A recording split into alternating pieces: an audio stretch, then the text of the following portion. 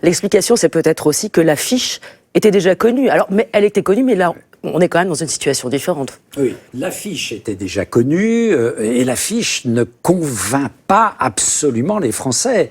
Il faudra faire des calculs attentifs tout à l'heure, mais je crois que, en effet, il y avait l'impression d'un spectacle qu'on avait déjà vu il y a 5 ans et d'une certaine usure de ce duo qui s'est installé maintenant, qui est le duo Macron-Le Pen. Alors justement, ce duo va être très bientôt départagé, il reste un peu plus de 30 secondes. Bien sûr, nous allons retrouver tout à l'heure des journalistes, nos journalistes qui seront sur place dans les QG des deux candidats. Emmanuel Macron a choisi le Champ de Mars à Paris, et puis Marine Le Pen est au pavillon d'Armenonville, c'est dans le bois de Boulogne. Marine Le Pen qui a voté à Hénin-Beaumont tout à l'heure dans le Pas-de-Calais, donc département où elle est élue députée. Et Emmanuel Macron a voté au Touquet-Paris-Plage. Tout ça, c'était en milieu de journée. Encore 5 secondes avant de vous révéler l'estimation nationale. Nous y sommes.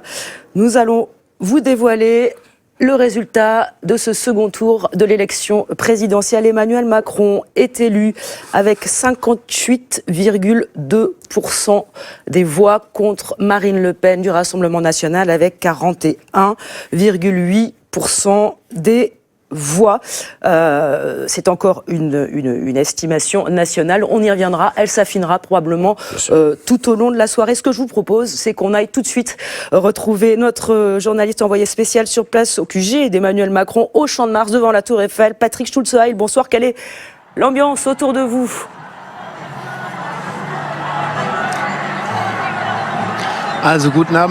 Bonsoir Marie, l'ambiance, c'est bien forcément, elle est à la joie, elle est à la fête, à la liesse et au soulagement face à cette victoire à 58,2% des voix pour le président, 41,8% pour Marine Le Pen.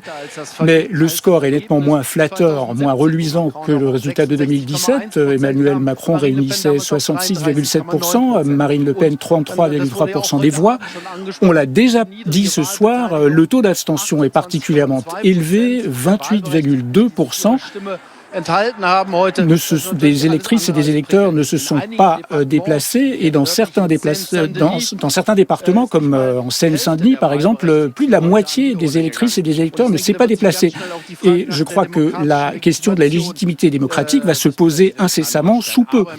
Mais pour l'instant, comme vous le voyez sans peine à l'image, c'est la joie, c'est la liesse, c'est le plaisir d'avoir remporté et le soulagement.